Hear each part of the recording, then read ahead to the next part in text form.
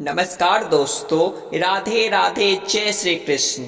दोस्तों, 2024 में सावन का महीना कब है और कितने सोमवार पड़ेंगे, सावन की समाप्ति कब है तथा रक्षाबंधन कब है और व्रत का पालन कैसे करें, व्रत में कौन सी चीजें नहीं खानी चाहिए और एक ऐसा उपाय हम इस वीडियो में बताएंगे जिससे आपकी भोले बाबा की कृपा से 7 जन्मों की परेशानी भी दूर हो जाएगी। जानिए सब कुछ इस वीडियो में। सबसे पहले इस आध्यात्मिक वीडियो को लाइक करके कमेंट में लिख दे हर हर महादेव, ओम नमः शिवाय। दोस्तों, सावन का महीना शिव भक्तों के लिए प्यार की सौगात लेकर आता है। यही वह महीना है जिसे हम प्यार का महीना भी कहते हैं।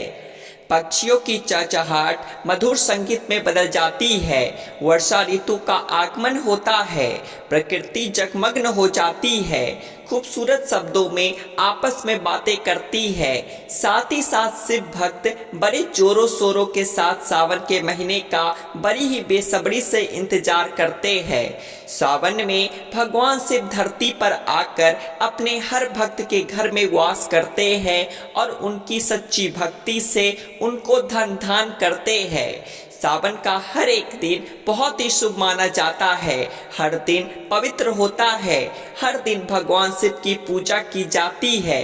लेकिन सोमवार के व्रत की बात ही कुछ और होती है। पवित्र और शुभ दिन होता है सोमवार का दिन।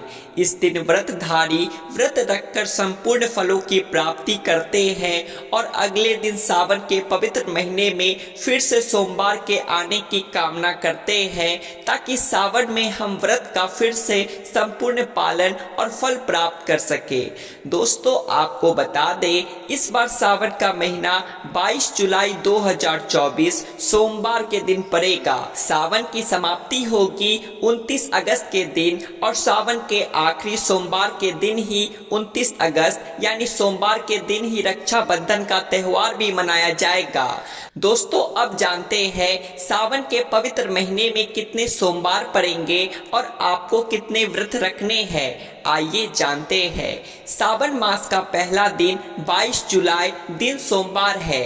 पहले ही दिन सावन में सोमवार पड़ने से 4 चांद लग गए हैं। सावन का दूसरा सोमवार व्रत 29 जुलाई दिन सोमवार है। तीसरा सोमवार व्रत 5 अगस्त। सावन का पवित्र चौथा व्रत 12 अगस्त के दिन पड़ेगा और 29 अगस्त को 5वां सोमवार है। दोस्तों, ऐसे में कुल मिलाकर 5 सोमवार पड़ेंगे और अंत में 29 अगस्त यानी सोमवार के दिन सावन समाप्त हो जाएंगे। दोस्तों, ऐसे में हम जानते हैं सावन के पवित्र महीने में कौन सी गलती नहीं करनी चाहिए जिससे कि शिव नाराज ना हो। और सावन व्रत में ये फल तो कभी मत खाना, नहीं तो भगवान भोले बाबा आपसे क्रोधित हो सकते हैं, आपका व्रत टूट सकता है। आइए जानते हैं कुछ ऐसी ही सावधानियां जिसे भूल कर भी नहीं करना चाहिए। तो सबसे पहले बात करते हैं, शास्त्रों में कहा गया है कि व्रतधारी को उधार मांगकर फल आदि नहीं खाने चाहिए, इससे पाप लगता है और व्रत अधूरा रह जाता है। सोमवार का व्रत हो या कोई भी व्रत क्यों ना हो, पड़ोसियों से मांगकर कभी व्रत आदि में फल वगैरह नहीं खाने चाहिए। व्रत में उधार मांगकर खाने से व्यक्ति का व्रत झूठा हो जाता है। ईश्वर की शरण में आने पर व्यक्ति को झूठ नहीं बोलना चाहिए, कर्ज नहीं लेना चाहिए, चुगली आदि नहीं करनी चाहिए, उधार मांगकर भी नहीं खाना चाहिए। अगर आपको कोई अपनी मर्जी से खाने के लिए व्रत में कुछ देता है तो उसे आप खा सकते हैं, लेकिन व्रत में कम से कम उधार मांगकर फल आदि नहीं खाना चाहिए, इससे पाप लगता है और व्यक्ति की पवित्रता भंग हो जाती है। दूसरा है, सोमवार का व्रत हो या सावन का व्रत, आपको नाशपाती नहीं खाना चाहिए। दरअसल इस फल का नाम नाश यानी नाश करने वाला होता है, इसलिए इस फल को व्रत में नहीं खाना चाहिए। व्रत आदि को छोड़कर किसी और दिन आप कभी भी खा सकते हैं, लेकिन अगर जिस दिन आपका व्रत हो उस दिन नाशपाती का सेवन नहीं करना चाहिए। भगवान को भी नाशपाती नहीं चढ़ाना चाहिए। तीसरा है कुट्टू या सिंघाड़े का आटा खाने से भी आपका व्रत टूट सकता है। आपको बता दें, लंबे समय से रखा हुआ आटा आपका व्रत भंग कर सकता है। दरअसल पुराने आटे में घुन आदि कीड़े वगैरह पड़ जाते हैं जो ठीक तरह से दिखाई भी नहीं देते। ऐसा आटा खाने पर दरअसल आप मांस का सेवन करते हैं और व्रत में कीड़े खाना घोर पाप के बराबर माना गया है और आपका व्रत भी भंग हो जाता है। व्रत में ताजा आटा खाना चाहिए। लंबे समय से रखे हुए आटे में कीड़े पड़ जाते हैं, ऐसा कभी ना करें। व्रत हमेशा शुद्धता में ही रखना चाहिए।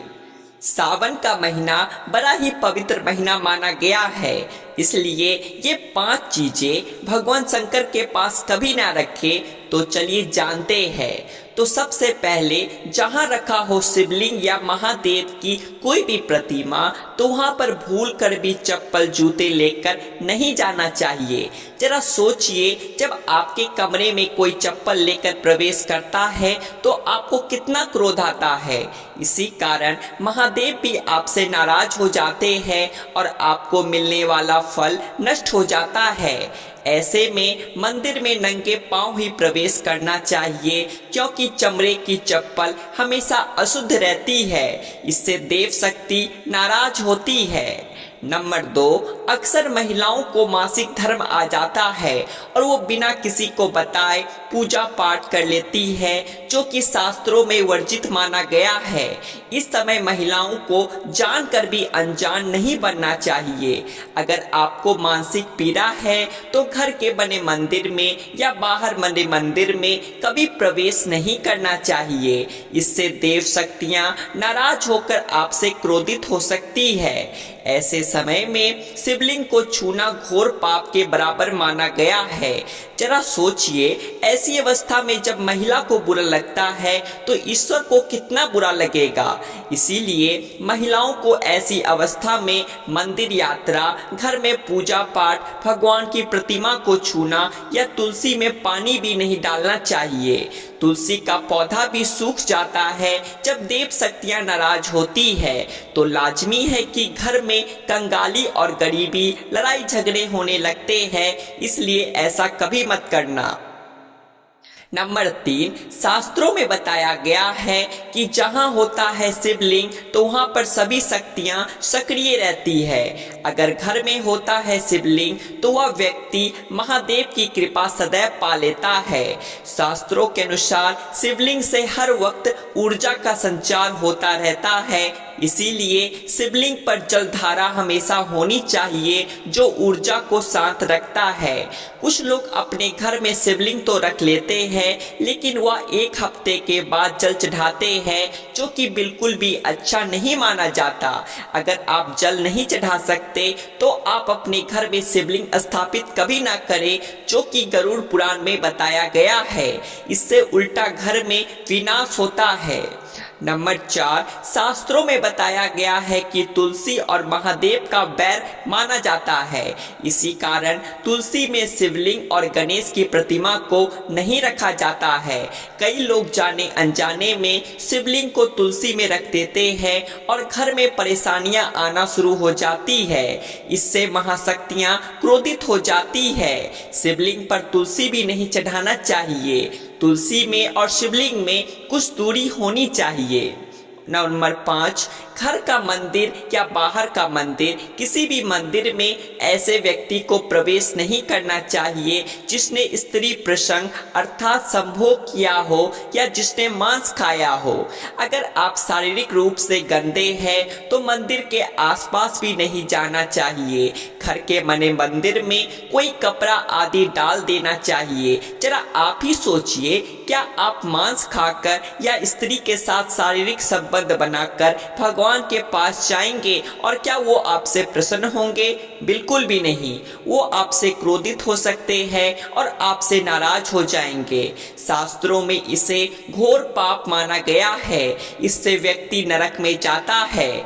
ऐसा दुष्ट स्वभाव मनुष्य की बर्बादी का कारण माना गया है, इसलिए ऐसा ना करें। ईश्वर के सामने हमेशा नहा धोकर मन पवित्र लेकर ही जाना चाहिए। इससे सभी शक्तियां आपसे प्रसन्न रहती है।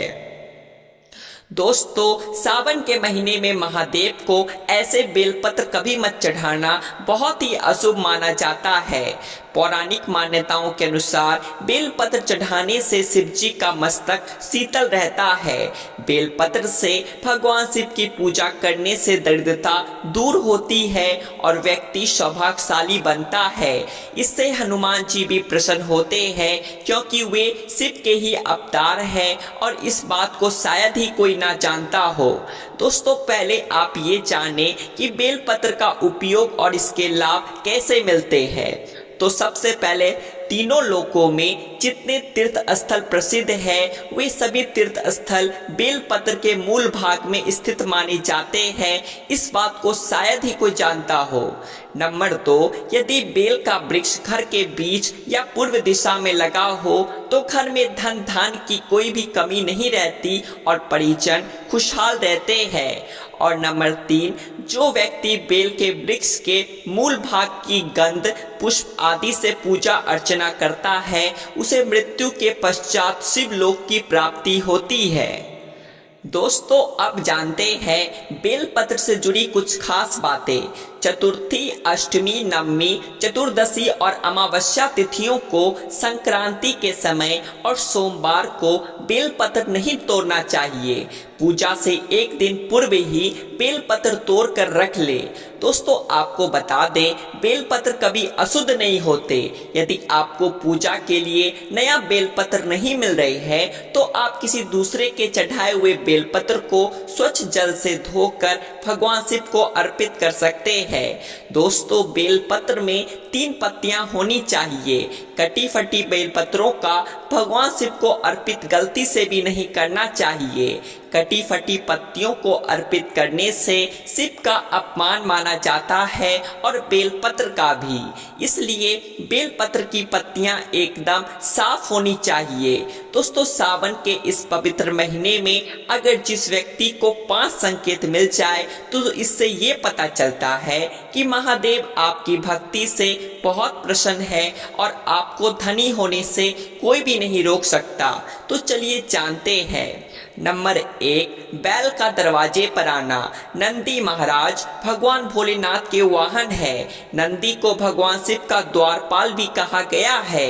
नंदी महाराज को बुद्धि और ज्ञान का प्रतीक माना गया है।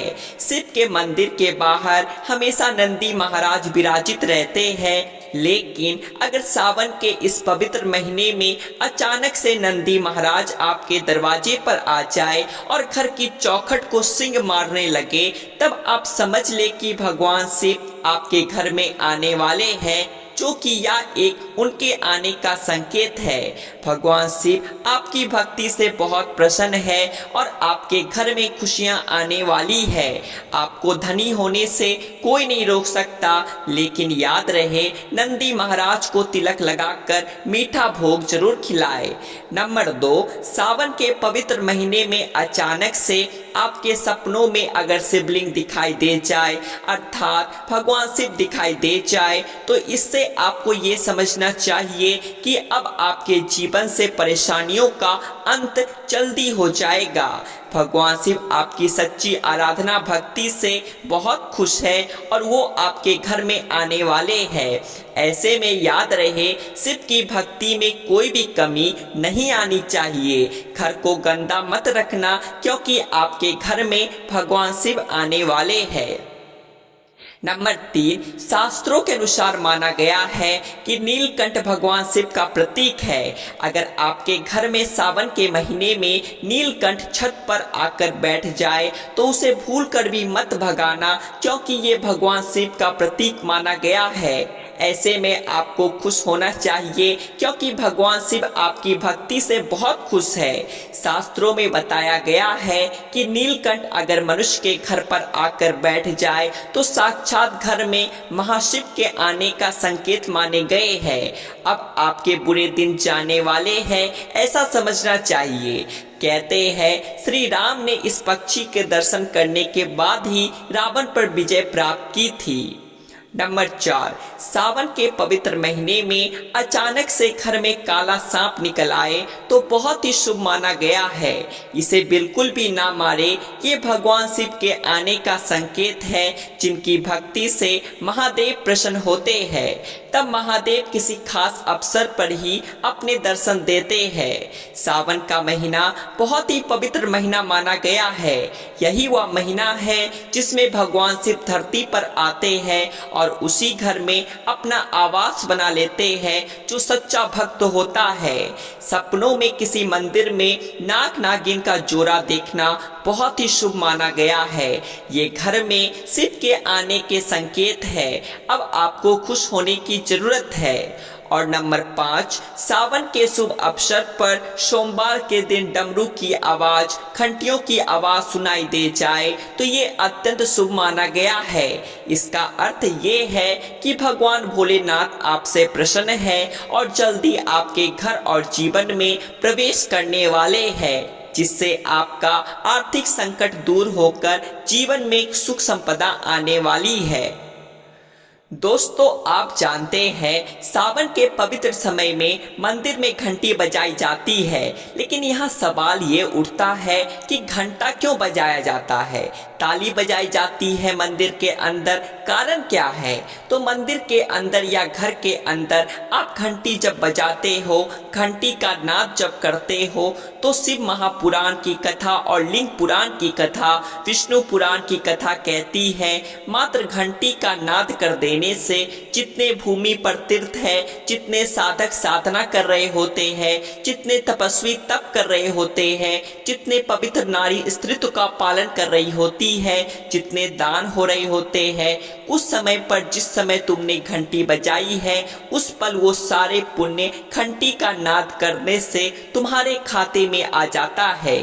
शंकर जी के मंदिर में जाकर ताली का नाद किया जाता है। ताली शिव मंदिर में तो क्यों बजाई जाती है? मंदिर में जितने भी बैठे होंगे, जो भजन कर रहे होंगे, जो साधना कर रहे हैं, अभिषेक कर रहा है, पूजन कर रहा है, 3 बार ताली बजाने से उनका सारा का सारा पुण्य हमारे खाते में आ जाता है, खींचा चलाता है, हमारा भाग्य प्रबल हो जाता है, 1 सेकंड में हमारे खाते में आ जाता है और हमें लगता है हम शंकर को रिझा रहे हैं। घर में गरुड़ घंटी का नाद करना, दोस्तों इसलिए बच्चों को खेलने के लिए घंटी नहीं दी जाती। गरुड़ घंटी कोई खेलने को नहीं देता, दूसरा सामान दे देंगे पर गरुड़ घंटी नहीं देंगे। क्यों नहीं देते? क्योंकि गरुड़ घंटी का जब नाद किया जाता है तो सबका पुण्य हमारे खाते में जाता है। कोई साधारण बात नहीं घंटी बजाना। पूजन के समय, स्मरण के समय पर भजन आदि करना चाहिए, इसलिए घंटी भी हर समय नहीं बजाई जाती। और आपसे भी निवेदन है, मंदिर में भी जाओ तो घंटी का नाद करो तो बड़े प्रेम से करो। ऐसे नहीं बजाना चाहिए जैसे कि कुछ बेतुक की तरह लोग बजाते हैं, जैसे कि घंटा बजाए ही जा रहे हैं, बजाए ही जा रहे हैं। तो ऐसा नहीं करना है। कई मंदिरों में मंदिर का पट बंद हो जाता है तो भी लोग घंटी बजा देते हैं, तो इससे उनको दोष लगता है। भगवान अगर मंदिर में सो रहे हैं तो उस समय घंटी बजाना घोर पाप माना जाता है। जिस जगह पर ब्राह्मण विद्वान है, साधक है, संत है, साधु है, मंदिर अगर बंद होता है तो उसके साथ में घंटी के नीचे भाग को रस्सी से ऊपर बांध दिया जाता है, जिससे बजे ना। कहते हैं भगवान अगर विश्राम कर रहे हैं, सो रहे हैं, निंद्रा अवस्था में है या पट बंद है और घंटी का अगर नाद हो जाए तो कहते हैं 11 ब्राह्मण के भूखे रहने का दोष लग जाता है। मान के चलिए अगर भगवान विश्राम में है, पट बंद है, दरवाजा बंद है और लिखा हुआ है ये समय मंदिर खुलने का है और ये समय मंदिर बंद होने का समय है, और तुमने यदि समय देख लिया फिर भी तुम उस समय कह रहे हो मैं दूर से आया हूँ, घंटी तो बजाऊंगा, तो ऐसा करने से कई लोगों के भूखे रहने का दोष आपको लग जाता है। घंटी बजाने का सबसे शुभ समय माना जाता है सुबह 4 बजे से लेकर सुबह 11 बजे तक, अत्यंत दुर्लभ और मंगलकारी माना जाता है। इस समय घंटी बजाना और शाम के समय शाम 6 बजे से लेकर रात 11 बजे से पहले तक पूजा पाठ तक घंटी बजा लेनी चाहिए, क्योंकि 12 से पहले तथा 12 के बाद मंदिर के पट बंद कर दिए जाते हैं। इस समय देवी देवता विश्राम करते हैं, निंद्रा में चले जाते हैं। इस समय उन्हें जगाना मतलब घोर पाप का भागीदार बनने के बराबर है। आप अपने पुण्य नष्ट कर सकते हैं। दोस्तों, एक आखिरी ऐसा उपाय है जिसको अगर आपने सावन के पवित्र महीने में कर लिया तो दुनिया की कोई भी ताकत, कोई भी शक्ति आपको करोड़पति होने से रोक नहीं पाएगी। बस कर लेना यह उपाय। सावन बार बार नहीं आता है, इसलिए उपाय जरूर करना। इस समय भगवान शिव सक्रिय अवस्था में होते हैं, जो मांगो अवश्य वो पूर्ति करते हैं आपकी हर मनोकामना। दोस्तों, आज हम आपको एक ऐसी चीज बताएंगे जिससे मात्र कुछ ही समय में आपके जीवन से कर्ज हमेशा के लिए उतर जाएगा। हम आपको कागज, पेन, कॉपी आदि पर लिख कर दे सकते हैं कि मात्र कुछ ही समय में इस उपाय से आपका कर्ज तुरंत उतर जाएगा। घर से तमाम तरह की परेशानियां, ग्रह क्लेश, पति पत्नी की परेशानी, नजर दोष, राहु दोष, मंगल दोष, पितृ दोष, गरीबों का दोष, भयंकर काल सर्प दोष, शनिदेव का दोष, वर्षों पुरानी यदि किसी की बद्दुआ हो, काला जादू हो जो अगर जीवन में किसी ने कर रखा है तो वह मात्र इस उपाय से पल भर में ही दूर हो जाएगा। दोस्तों, ना कम ना ज्यादा पूरे 5 काम आपको करने हैं। दोस्तों, अक्सर हम शौक के लिए क्या कुछ नहीं करते, यहाँ तक कि अपना घर तक गिरवी रख देते हैं। नौबत ये भी आ जाती है कि कुछ लोग तो कर्ज के कारण अपना घर तक छोड़ देते हैं, और वैसे देखा जाए तो कर्ज से बढ़कर कष्ट कोई स्थिति नहीं होती। कर्ज एक शराब की तरह होता है जो अगर एक बार लग जाए तो बिना उपाय किए उतरता ही नहीं। अगर आप भी कर्ज के बोझ से परेशान हैं तो इस उपाय का प्रयोग अवश्य करें। 2 से 8 दिन के अंदर लाभ मिलने लगता है। ये बात आपको शायद मजाक लगे, लेकिन मैं आपसे वादा करता हूँ कि ये 100% सत्य है। लेकिन इसका लाभ लेने के लिए आपको 5 काम अवश्य करना होगा, वो भी पूरे मन से, तभी कर्ज से मुक्ति मिलेगी। तो चलिए शुरू करते हैं। सच्चे दिल से कमेंट बॉक्स में लिखे हर हर महादेव, ओम नमः शिवाय। एक लाइक जरूर करें और चैनल को सब्सक्राइब भी कर ले, क्योंकि बाद में आप भूल जाते हैं। तो दोस्तों, सावन महीने में करने वाले वो 5 कामों में सबसे पहला काम है, सबसे पहला उपाय है पक्षी। पक्षियों को दाना डालना देने से जिंदगी की बहुत सारी खुशियां मिलती हैं, जिसकी आप कल्पना भी नहीं कर सकते।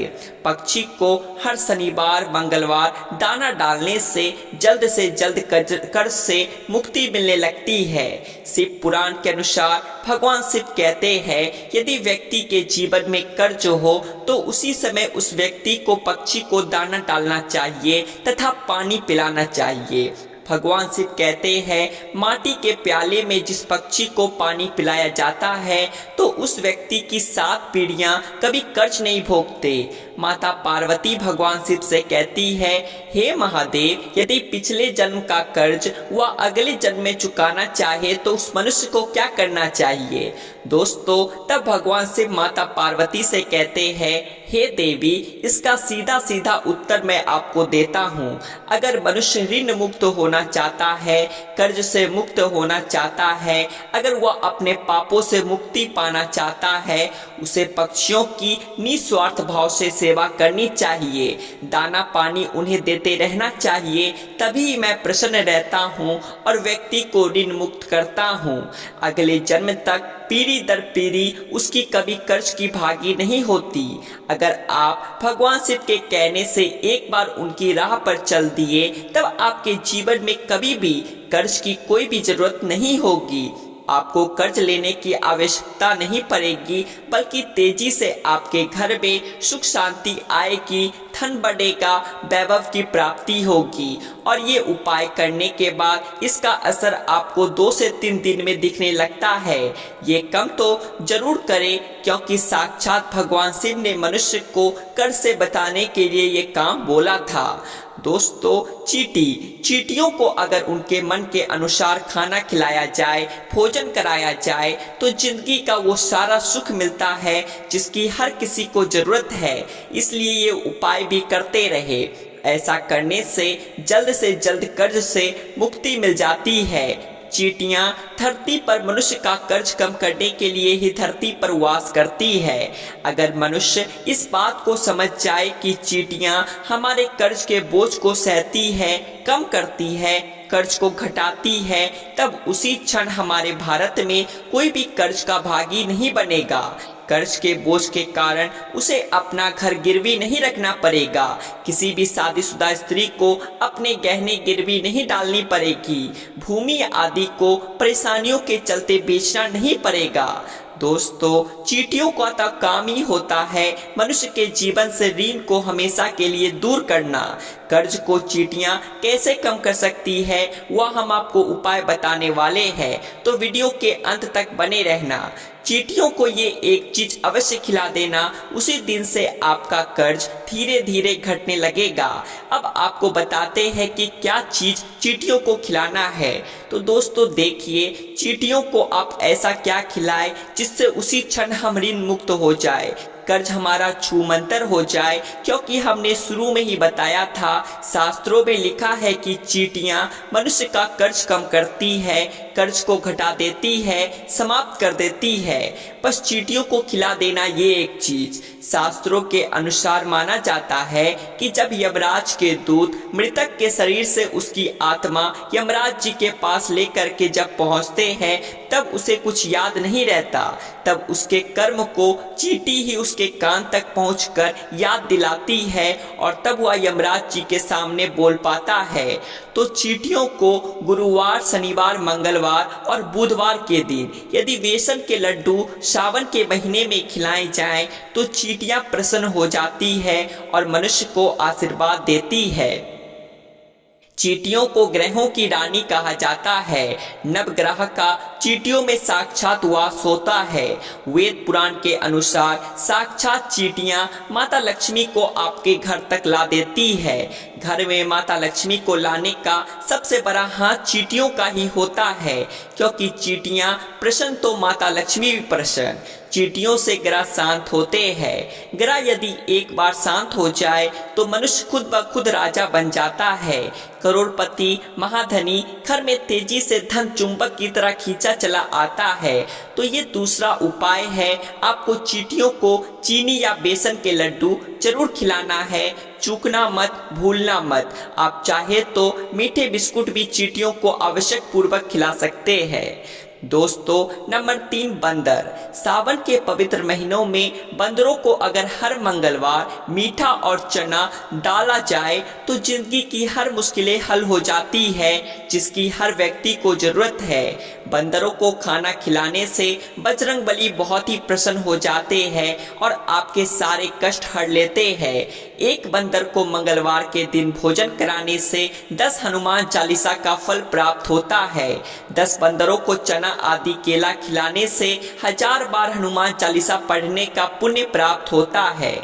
दोस्तों, चौथा उपाय, सावन में काल भैरव की सवारी कुत्ते। अगर कुत्तों को मीठे बिस्कुट खिलाया जाए तो कर्ज से मुक्ति तो मिलती ही है, साथ ही साथ घर में लड़ाई झगड़े आदि और नकारात्मक ऊर्जा भी नष्ट हो जाती है। इसीलिए ये उपाय भी करते रहे। भगवान शिव को पशुपतिनाथ यूं ही नहीं कहा जाता, इसलिए काल भैरव की सवारी कुत्ते को भोजन अवश्य कराए सावन में। दोस्तों, अब बात करते हैं आखिरी उपाय की। गाय। दोस्तों शायद आप जानते होंगे गाय में सारे देवी देवताओं का वास होता है और इन्हें इसी कारण गाय माता के नाम से भी जाना जाता है। अगर हम गाय को पहली रोटी खिलाएं तो इसका असर आपको उसी दिन से ही देखने लगता है और धीरे धीरे हमारे सारे समस्याएं खत्म हो जाती है। अगर आपको किसी बात का भय लगता है या फिर कोई चिंता सता रही है तो ऐसे समय में सावन में आपको अपने सर के ऊपर से 7 बार 5 बेसन के लड्डू अपने सर के ऊपर से उतार कर किसी काले गाय को खिला दे। ऐसा करने से आपको कर्ज से मुक्ति मिलती ही है, साथ ही साथ हमारे सारे पाप भी मिट जाती है और दोष भी। तो यह जरूरी जानकारी अगर आपको पसंद आई है तो सच्ची श्रद्धा से इस वीडियो को लाइक करिए और ऐसी ही और जानकारियां जानने के लिए आपके अपने चैनल आध्यात्मिक संसार को सब्सक्राइब भी कर लीजिए। हम फिर मिलेंगे आपसे ऐसी ही एक नई जानकारी के साथ। तब तक के लिए बोलिए भगवान शिव की जय।